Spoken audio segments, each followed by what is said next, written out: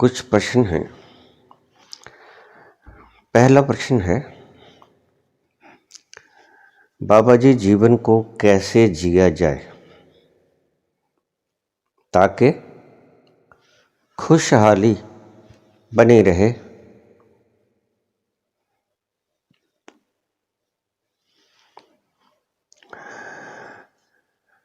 बहुत महत्वपूर्ण सवाल है।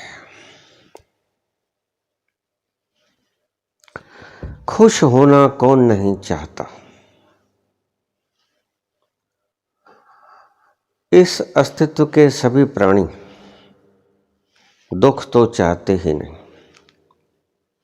सुख ही सुख चाहते हैं। हे ईश सब सुखी हो, कोई ना हो दुखारी। प्रार्थना भी करते हैं ईश्वर से कि कोई दुखी ना हो, मैं भी दुखी ना हूं।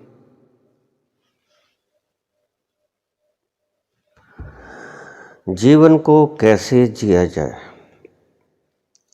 ताकि खुशहाली बनी रहे।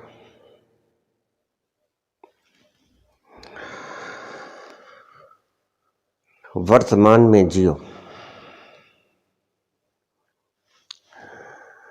Be in present. इसी क्षण में जियो।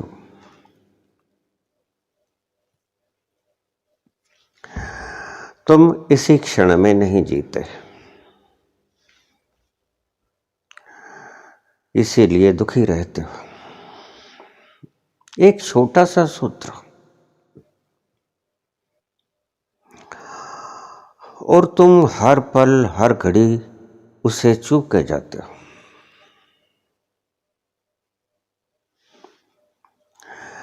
Live in present, be in present. वर्तमान में बने रहो। कृष्ण ने कहा,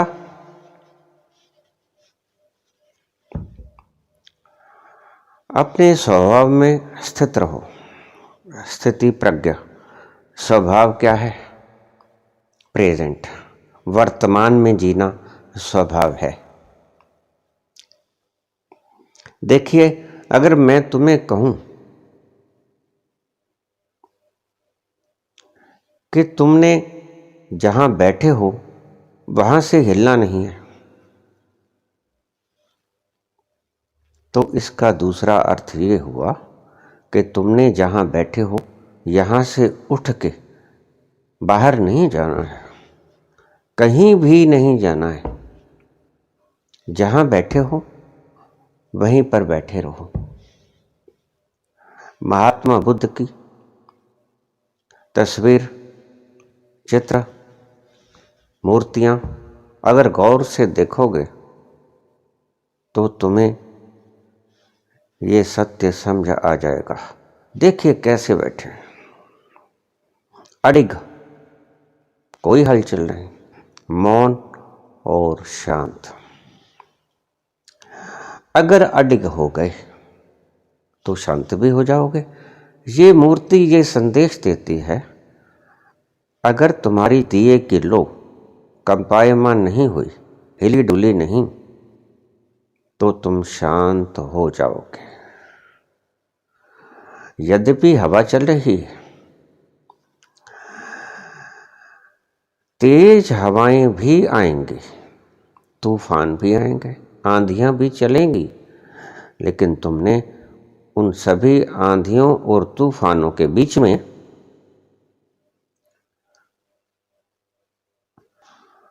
अकंप बने रहना है। कांप नहीं जाना है। न कंपने का अर्थ वर्तमान में जहां हो वहीं बने रहो। अकंप दिए की लो की तरह।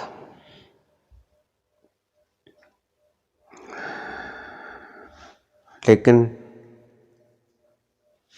हम स्मृति में जाते हैं। अतीत में क्या हुआ।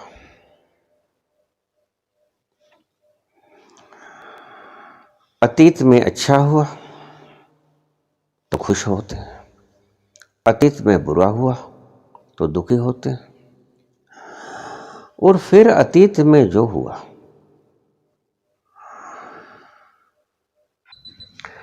कृष्ण कहते हैं कि स्थिति प्रज्ञ हो जाओ, जहां बैठे हो वहीं बैठे रहो। जैसे ही तुम स्थिति प्रज्ञ होगे वैसे ही तुम पाओगे कि तुम वर्तमान में हो गए। लेकिन सीधे सीधे स्थिति प्रज्ञ होना तो बहुत मुश्किल है। स्थिति प्रज्ञ होना तो एक लक्ष्य है। सीधे सीधे स्थिति प्रज्ञ ना हो पाओगे। कैसे हो पाओगे? वर्तमान में जीने की आदत डालकर। जैसे ही मन अतीत की बातों को याद करने लगे, वर्तमान में आ जाओ। पतंजलि योग सूत्र में, पतंजलि के सूत्रों में यम नियम आसन प्राणायाम प्रत्याहार, जहां जहां मन जाए वहां से उसे हटाकर वर्तमान में ले आओ। प्रत्याहार, वापस ले आओ उनको। जहां भी मन जाता है, मन जाएगा, भटकेगा, आदत है। और जो आदत आपने पाल ली, जाने अनजाने, मन जाने अनजाने वहां पर जाएगा, भटकेगा। जैसे ही मन भटकेगा तुम अपनी स्थिति प्रज्ञता से बाहर आ जाओगे। अपनी स्थिति में जब तक रहोगे तब तक आप मस्त रहोगे। जैसे ही भटके अपनी स्थिति से, तैसे ही तुम दुखित हो जाते हो। स्थिति से भटकते हो दो कारणों से, या तो अतीत में जाकर या भविष्य में जाकर। अतीत में जाते हो, स्मृतियों को याद करते हो। कुछ बनना चाहता नहीं बने, कुछ पाना चाहता नहीं पाया, कुछ पाना चाहता था पा लिया। कभी खुश होगे, कभी निराश होगे। चाहते थे हुक्म चलाना, पड़ रहा है हुक्म मानना। फिर निराश होकर भविष्य की कल्पनाएं बनाओगे। जहां जहां सुख मिला वहां वहां जाने का मन करेगा। भविष्य की योजनाओं में उलझ जाओगे। क्या करना है, कैसे रहना है, मकान बनाना है, ये करना है, वो करना है। अतीत में उलझे कि भविष्य में उलझे, बात एक ही है, वर्तमान में नहीं रहे। और जैसे ही वर्तमान से चूके, आनंद से चूके, शांति से चूके।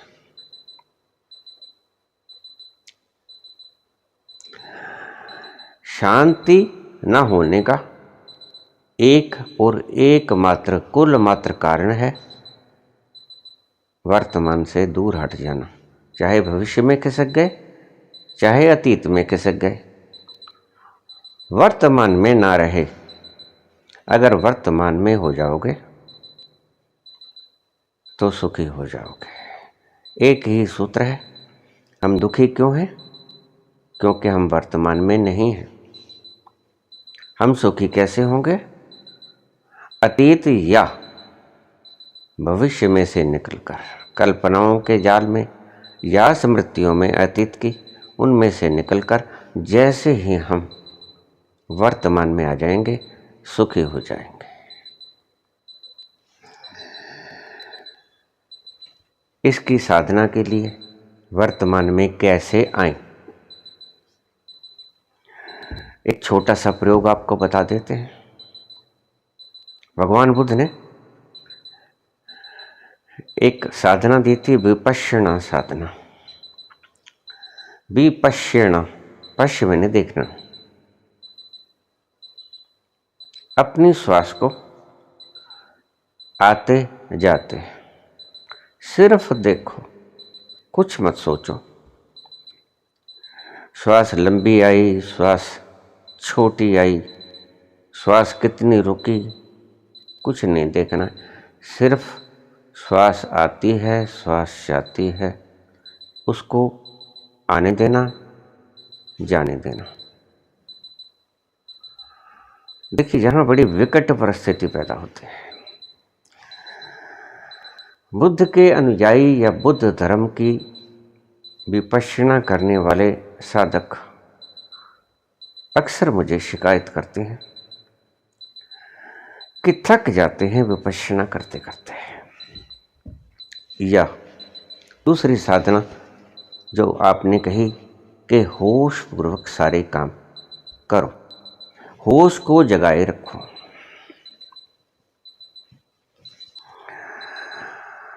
तुम साधना गलती से कर रहे हो,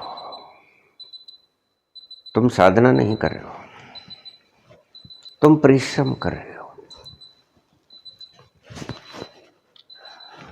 तो क्या परिश्रम करना साधना करना नहीं है? नहीं, साधना का मतलब है विश्राम करना। मैं क्या कहता हूं, बुद्ध क्या कहते हैं, उनकी बातों को समझना इतना आसान ना होगा, थकोगे। जिस तरह से तुम साधना करते हो, वो चाहे विपश्यना की हो, चाहे अवेयरनेस की हो, जिस तरह से तुम साधना करते हो थकोगे। वो साधना ही क्या जो आपको एनर्जेटिक ना करेगी। आपको नॉन एनर्जेटिक करने वाली साधना नहीं है, श्रम है। और आप साधना श्रम को गिनते हो। नहीं, आपको पता ही नहीं है, आपने ठीक से सीखी ही नहीं, या सिखाने वाले ने आपको ठीक से सिखाई नहीं। मुझे अक्सर इसी बात का ही मिलता है कि हम थक जाते हैं, श्वास को देखे जाओ, बोर हो जाते हैं। लेकिन साधना कोई बोर करने जैसी चीज थोड़ा है। साधना तो रस को प्रस्फुटित करने वैसी चीज है कि इसको करने से आप आनंद मग्न हो जाओ। साधना करने के बाद अगर रस ना उपजे, आनंद ना उपजे, मगनता ना आए, वो साधना नहीं है, परिश्रम है। तो क्या करें?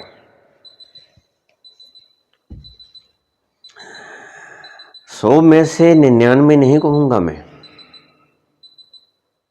मैं लाख में से 99,999 कहूंगा। ध्यान से सुनिएगा मेरी बात को। साधना करने वालों से मैं मुखातिब हूं। लाख व्यक्ति अगर विपश्यना कर रहा है, 99,999 थक जाएंगे, एक नहीं थकेगा। कौन? साधना ठीक करने वाला। आप गलत कर रहे हैं साधना को, चाहे वो विपश्यना की साधना है, चाहे होश को जगाने की साधना है, चाहे साक्षी बनने की साधना है। आप क्या करते हैं? श्वास ली, आपने देख ली, श्वास गई बाहर, आपने देख ली, बस यही गलती खाए। प्रथम चरण में आप गलती खा गए। आप देखिए, अब मत उलझ जाना, मैं समझाऊंगा आपको।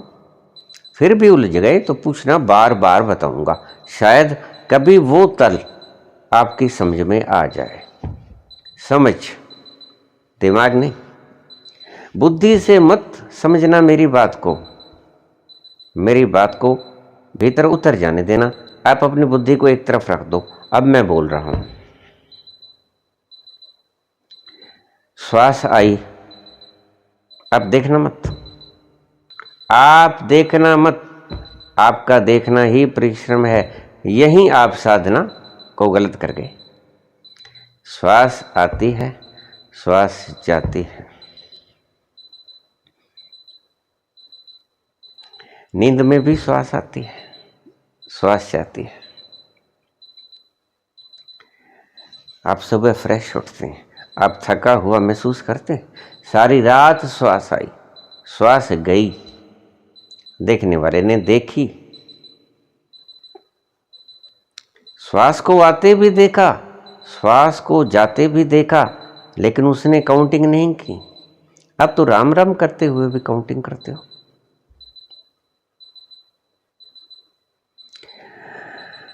श्वास आई, आने देना, श्वास गई, जाने देना। लेकिन आप श्वास आई, श्वास गई, उसमें उलझना मत। वो तो फिर जैसे आप स्मृति में उलझ गए या कल्पना में उलझ गए, आपने किसी विषय विशेष पर ध्यान केंद्रित कर लिया। जो आप कर रहे हो वो त्राटक है। देखिए, त्राटक आंखों को बिंदु के सामने लगातार झांकने से भी होता है, और त्राटक श्वास आई, श्वास गई, इसके ऊपर लगातार ध्यान करने से भी त्राटक होता है। ये है श्वास त्राटक, वो है दर्शन का त्राटक। जहां भी आप लगातार कंटिन्यूअस किसी चीज को देखते हैं, वहां आप मेहनत करते हैं, और जहां मेहनत है वो साधना नहीं है। बहुत गहरी बातें हैं, दिमाग में उतरें न उतरें मैं कुछ नहीं कह सकता। तुम्हारी समझने की शक्ति यहाँ काम करेगी। मैं फिर बोलता हूँ, अपनी बुद्धि को एक तरफ रख दो, हटा दो उसको, शून्य हो जाओ, आराम से बैठ जाओ, कुछ नहीं करना है। लेट जाओ, बैठ जाओ, कोई बात नहीं। ये कोई जरूरी सिद्धासन में बैठने की बात नहीं है कि हमने पद्मासन में ही बैठना है, हमने बुद्ध की तरह ही बैठना है, सिद्धासन में ही बैठना है। नहीं, आप लेट भी सकते हो। जिस आसन में भी आपको सुख महसूस करें, आप उसी आसन में बैठ जाएं। अब जो उलझने का आपका कारण है वो है शक्ति लगाओगे फिर ही तकोगे ना। और देखने में भी शक्ति व्यय होती है, सुनने में भी शक्ति व्यय होती है। अब देखिए, आप आराम से जा रहे हैं, किसी व्यक्ति ने आपको आवाज लगाई, आपका नाम पुकार के, वो आवाज आपके सीधे कानों में गई, वो आवाज कानों ने सुनी, लेकिन बलपूर्वक नहीं सुनी। वो आवाज आपके कानों में पड़ी, आपको सुनाई पड़ी, आपको सुनाई दी। आपने प्रयास पूर्वक वो आवाज नहीं सुनी। जहां से समझ गए तो समझ गए। ये धागे का बड़ा बारीक छोर है, अगर पकड़ गए तो सारा धागा हाथ में आ जाएगा। आप जा रहे हैं मस्ती में, आपको किसी ने आवाज लगाई, आपका नाम लगा के, वो आवाज आपने सुनी, जानबूझ के नहीं, वर्ण कानों में पड़ी और आपको सुनाई दे दी।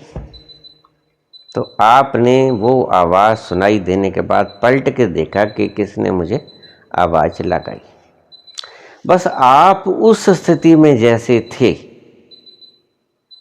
जा रहे थे, किसी ने आवाज दी, आवाज आपको सुनाई पड़ गई अपने आप, बिना प्रयास के। वो देख लो आप क्या स्थिति थी। उसी स्थिति में श्वास आए और जाए, आपको पता भी न चले। ना श्वास आई का आपको पता हो, ना श्वास गई का आपको पता हो। ये प्रकृति का काम है, ये आपका काम नहीं है। जैसे कानों का काम है सुनना, और किसी ने आवाज लगाई तो आपके कानों ने सुन ली, ऐसे ही प्रकृति ने व्यवस्था की है श्वास लेने की और छोड़ने की। आप अपने आप से श्वास, प्राणायाम नहीं है ये जो आप करेंगे। प्राणायाम करने के लिए मैं नहीं बोलता हूँ, मैं बोलता हूं ध्यान के लिए, विपश्यना साधना। श्वास आई, श्वास गई, लेकिन आपने क्या करना है? आपने अपने मन को अतीत में या भविष्य में जाने नहीं देना है, सिर्फ वर्तमान में बने रहने की कला है विपश्यना। बुद्ध बीच का सूत्र खा गए। बुद्ध ने आपको इसका तत्व नहीं बताया कि मैं ये क्यों बता रहा हूं आपको, बस वो खा गए आपसे। बुद्ध ने विपश्यना साधना बताई थी कि तुम्हारा मन अतीत या भविष्य से मुक्त हो जाए, इसी क्षण में बना रहे। कुल मात्र जो इसका रस है, रस तत्व, वो है वर्तमान में बने रहना। और अगर तुम इस साधना के बाद फ्रेश हो गए तो समझना आपने सही साधना की, साधना हो गई। अगर आपने इस साधना के बाद महसूस किया कि मैंने कुछ खो दिया है, भारा हो गया दिमाग, मन उखड़ गया, उचट गया, मन में शांति की जगह अशांति आई, भारीपन आया, थक गए, नॉन एनर्जेटिक महसूस कर रहे हो, तो समझना आपसे साधना नहीं हुई, आप चूक गए। क्योंकि आपने वो साधना त्राटक की तरह श्वास को देखने आने जाने में लगा दी, लेकिन त्राटक ध्यान नहीं है। कोई भी परिश्रम ध्यान नहीं है।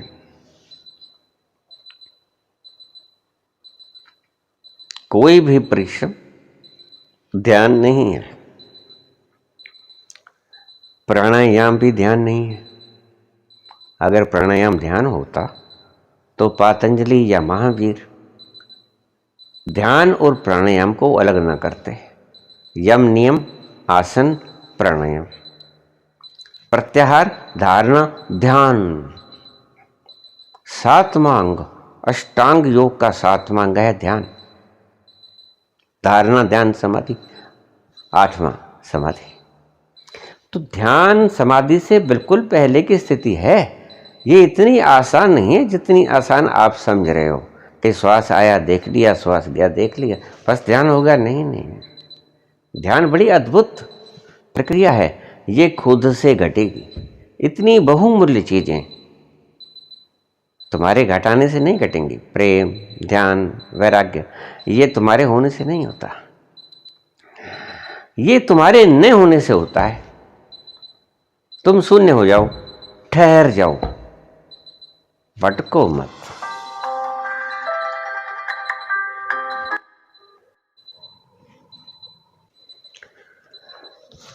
थीम को समझने की चेष्टा करें। देखने की कोशिश नहीं करनी है सांस को आते जाते। देख तो तुम ऑलरेडी ही रहे हो, दृष्टा तो तुम पहले से ही हो। तुमने एक्स्ट्रा दर्शक नहीं बनना है, दृष्टा तो तुम पहले से ही हो। तुमने अलग से दिमाग को दृष्टा नहीं बनाना है, पर तो दो दृष्टा हो जाएंगे। एक तो जो स्वाभाविक तुम हो ही, जो हर वक्त तुम्हारे सांस को आते जाते, विचारों को क्या आ रहा है, सारी क्रियाओं को देख रहा है। सबसे पहले दृष्टा तो आप स्वाभाविक ही हो, लेकिन जो अलग से आप दृष्टा बनते हो, अपनी बुद्धि को लगा देते हो उस काम पे निरीक्षण करने के लिए, वो आपने दो दृष्टा क्रिएट कर लिए। एक ईश्वर के द्वारा आप दृष्टा हो ही, दूसरा आप अपने ब्रेन को दृष्टा बना लेते हो। बस यहीं आप थकते हो। अगर आप ईश्वर के दृष्टा के बीच में स्टेबल रहो, आप अडोल बने रहो, आप नया दृष्टा पैदा ना करो अपनी बुद्धि को, तो आप थकोगे नहीं। अब समझो, आपने दो दृष्टा बना लिए तो आप थके। दृष्टा आप हो ही, कितने बार मैं कह चुका हूँ, आप दृष्टा हो। आपने दृष्टा नया पैदा नहीं करना है, आप अपनी बुद्धि को नया दृष्टा पैदा कर लेते हो। तो बुद्धि की एनर्जी खर्च होती है। जब बुद्धि की एनर्जी खर्च होती है श्वास को आते जाते देखने में, तो आपकी बुद्धि थक जाती है और आपकी बुद्धि ने ही आनंद मानना है। बुद्धि ही काम में उलझ गई तो आनंद मानेगा कौन? आनंद बुद्धि को ही आना था, बुद्धि को ही आपने उलझा लिया दृष्टापन में, तो वो मस्ती या आनंद मानेगा कौन? कोई नहीं मानेगा, आप थक जाओगे। दृष्टा के साथ दूसरा दृष्टा पैदा ना करो, बुद्धि को खुला छोड़ दो, निष्क्रिय छोड़ दो। इसलिए मैं कहता हूं विश्राम। विश्राम में तुम्हारा तत्व तो है ही, तुम अपनी बुद्धि को भी, अपने दिमाग को, ब्रेन को भी परिश्रम रहित कर लो। बल्कि आपके ऊपर संत पुरुषों की इन बातों का उल्टा असर होता है। हम तो कहते हैं बन जाओ, आप हो ही, आप बन जाते हो, जानबूझकर दूसरा दृष्टा पैदा कर लेते हो। संत कहते हैं तुम दृष्टा हो ही, तुमने कुछ नहीं करना है, you have to do nothing. सिर्फ तुमने विश्राम में बैठना है, अपनी अकंप लो में बैठना है। लेकिन तुम जानबूझ के अपने लोगों को कंपाते हो। दृष्टा बन के दृष्टा भी नकली बना जा सकता है। अब शायद मेरी बात को आप समझ गए होंगे कि आपने कुछ नहीं करना है, बुद्धि को आपने दृष्टा नहीं बनाना है। परिश्रम का यही मतलब है, विश्राम का यही मतलब है। परिश्रम रहित हो जाओ, बुद्धि को दृष्टा मत बनाओ, बुद्धि को दूसरा दृष्टा मत बनाओ, क्योंकि ऑलरेडी आप दृष्टा हैं। आप समझाइए आपको बात। श्वास आ रहा है, श्वास जा रहा है, आप अपने में स्थित रहो, आप अपने में स्थित रहो। श्वास को आने दो, श्वास को जाने दो, बस अपने आप में मगन रहो, अपने अस्तित्व में बैठे रहो। स्थिति प्रज्ञ होने का यही मतलब है। आप बुद्धि को क्रियाहीन कर दो, बुद्धि से कोई काम ही नहीं लेना हमने, मन से भी कोई काम नहीं लेना। मन का क्या काम है? भविष्य में उलझेगा या स्मृति में उलझेगा। बुद्धि का क्या काम है? बुद्धि का काम दृष्टा बनने में लग जाएगा, तो आनंद आएगा किसे? अगर तो मन को काम करने की इजाजत दे दोगे तो वो या तो स्मृति में उलझ जाएगा या कल्पना में उलझ जाएगा। तो आप उस स्थिति में नहीं पहुंचोगे जहां बुद्ध चाहते हैं कि तुम पहुंच जाओ। अगर मन से काम लोगे तो मन का स्वभाव या तो वो अतीत में जाएगा या वो भविष्य में जाएगा। मन अपनी आपाधापी शुरू कर देगा और आप फिर कष्ट में आ जाओगे। और अगर आप बुद्धि से काम लेना शुरू कर दोगे, जैसे बुद्ध ने कहा कि दृष्टा हो जाओ श्वास के, तो आप बुद्धि को दृष्टा बना दोगे। श्वास आ गई उसे भी देखोगे, श्वास चली गई उसे भी देखोगे, फिर एक नया झमेला खड़ा कर लिया आपने दृष्टा बनने का। तभी तो बुद्ध लोग तुम्हें समझा नहीं पाते हैं, क्योंकि तुम समझ ही नहीं रहे हो। तुम्हें परिश्रम रहित होने का तरीका ही नहीं आता है। तुम परिश्रम रहित होने का भी अभ्यास करते हो, यहां उलझ जाते हो। बुद्धि को चौकीदारी पे उठा देते हो कि तुम अब परिश्रम रहित हो जाओ, लेकिन काम तो कर ही रहे हो, परिश्रम रहित होने का काम कर रहे हो। फिर समझना, थीम को समझाता हूं।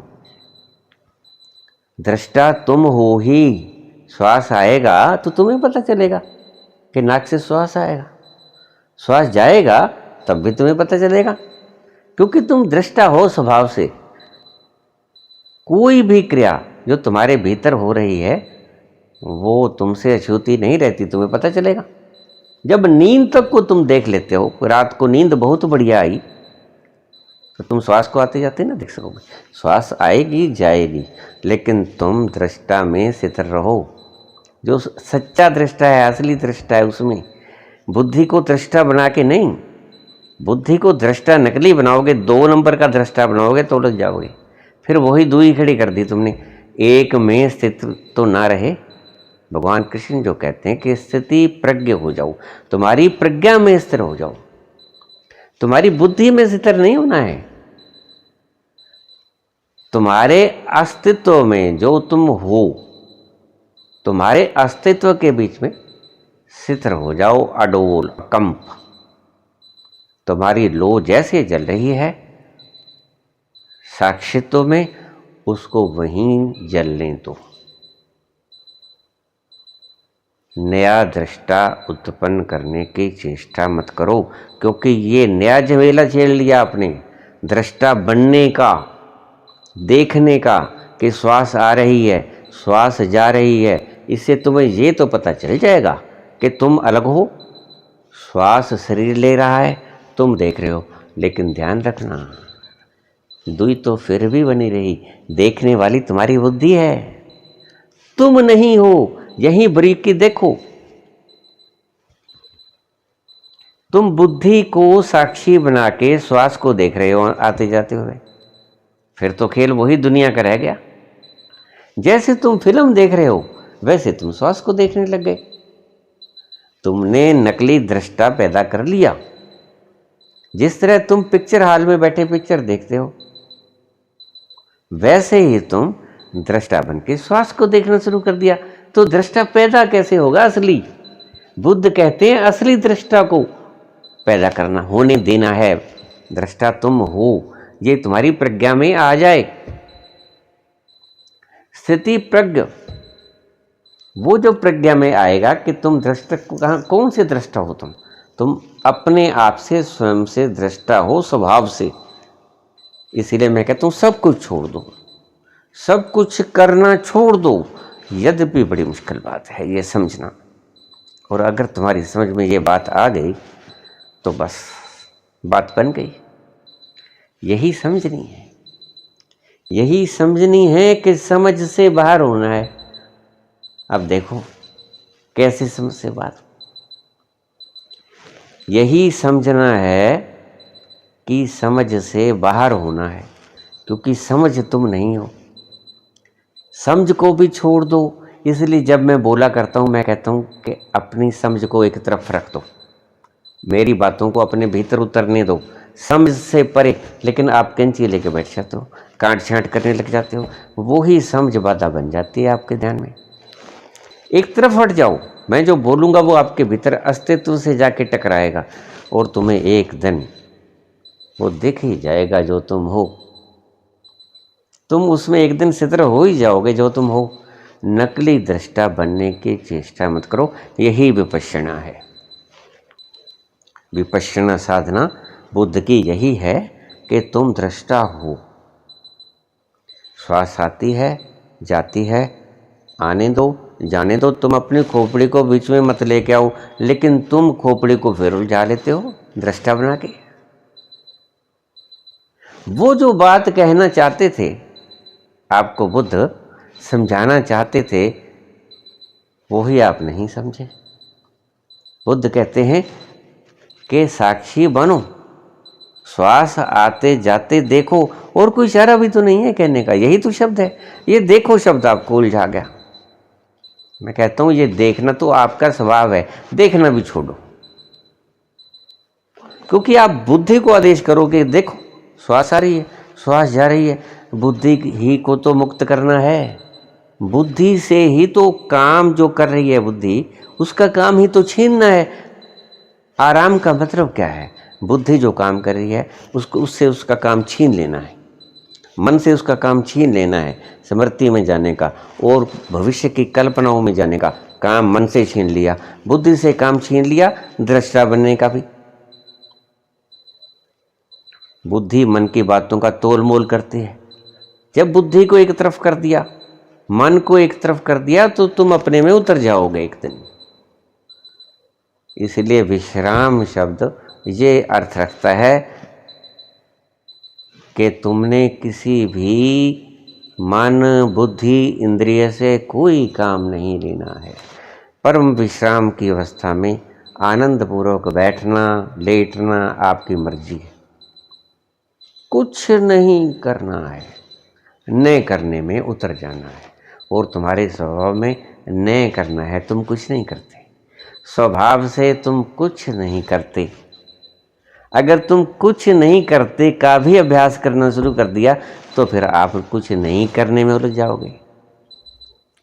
तो कैसे हो इसका हल कि कुछ भी न करने का भी अभ्यास ना करो, छोड़ दो, सब करना छोड़ दो, रिलैक्स, बी रिलैक्स, बिना किसी बिजीनेस के कहीं भी अपने आप को बिजी मत करो। और तुम कहीं बिजी तो नहीं हो, ये निरीक्षण करना भी छोड़ दो। जब तुम सब कुछ छोड़ दोगे तो तुम पाओगे कि तुम अपने स्वभाव में ठहर गए, तुम अपने अस्तित्व में ठहर गए। ये है विपश्यना साधना।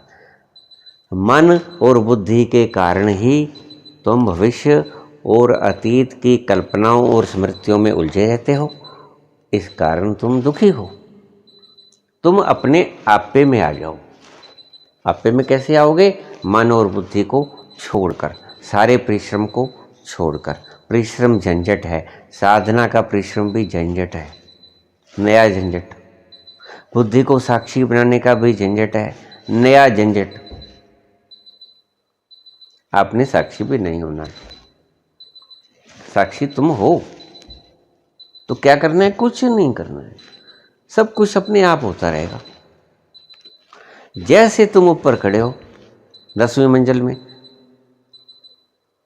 और ऊपर से तुमने नीचे जाना है, छलांग लगानी है, तो तुम कहो कि मैंने क्या करना है? तुमने कुछ नहीं करना है, तुमने बस छलांग लगा देनी है, अपने आप नीचे सड़क पर आराम से गिरोगे। ऊपर से 10वीं मंजिल से छोड़ देना है, सच में मत छोड़ देना, हाथ पांव टूट जाएंगे। बुद्धि की पकड़ को छोड़ देना है।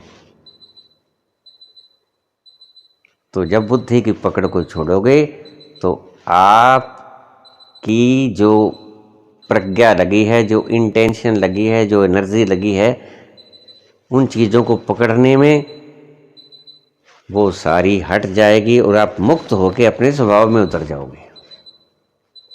ये है कुल विज्ञान साक्षी का। तो आपने पूछा कि मैं दुखी क्यों हूँ?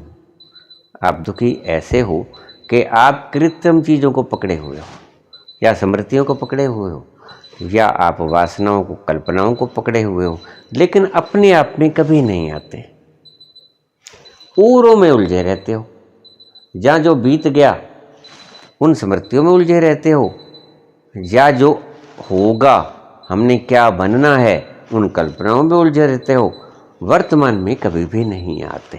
जो तुम हो, वर्तमान यानी जो तुम हो, तुम ईश्वर हो। ईश्वर भी होने की तुम चेष्टा करोगे तो कुछ और बन जाओगे, कुछ और बनना परिश्रम करना है। कुछ भी और बनने की चेष्टा करना अपने भगवत्ता को खोना है, क्योंकि जो तुम हो उससे ज़्यादा बन ही नहीं सकते। उससे अलग तुमने बनना भी नहीं है। उससे अलग तुम बनोगे कल्पना में, सच में तुम जो हो वही रहोगे। अब देखिए, हम नाटक करते हैं, राम बनते हैं, लक्ष्मण बनते ही हैं ना, होते तो नहीं ना। बस जब हमारी रामलीला पूरी हुई तो हम अपने वस्त्र उतार के अपने पैंट कोट डालते थे। बनना नहीं है कुछ, तुम जो हो बस वो ही रहना है। तुम भगवान हो। भगवत्ता को छोड़ने की चेष्टा है कुछ और बनना। न कल्पना में उतरो, न योजना में उतरो, न कुछ होने की चेष्टा करो, चेष्टा मात्र ही त्याग दो। न साक्षी बनो, न कोई अभ्यास करो, न कोई साधना करो, कुछ मत करो।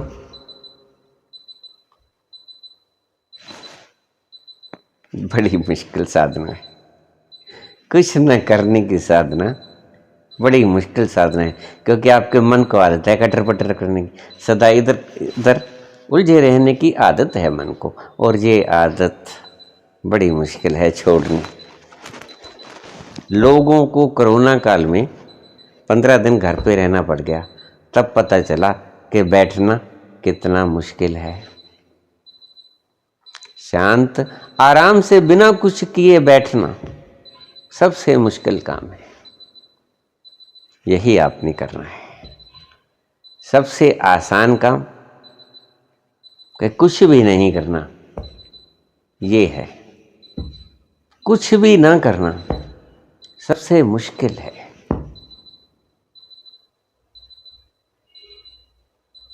साक्षी की यही परिभाषा है। यही बुद्ध ने विपश्यना के द्वारा आपको समझाई थी। यही साक्षी के द्वारा संत पुरुषों ने आपको समझाई है। साक्षी का भी अभ्यास नहीं करना है। साक्षी भी तुमने बनना नहीं है, साक्षी तुम हो। इसलिए कोई कृष्ण मूर्ति कह देता है कि ठीक तुमने कुछ नहीं करना है। रमन कह देता है, महर्षि रमन, कि तुमने कुछ नहीं करना है, तुम हो वही हो जिसकी तलाश में फिर रहे हो। खुशी ही तो तुम हो, खुशी ही का तो सागर तुम हो, आनंद का ही तो सागर तुम हो। कस्तूरी कुंडल बसै मृग ढूंढे बन मुआ।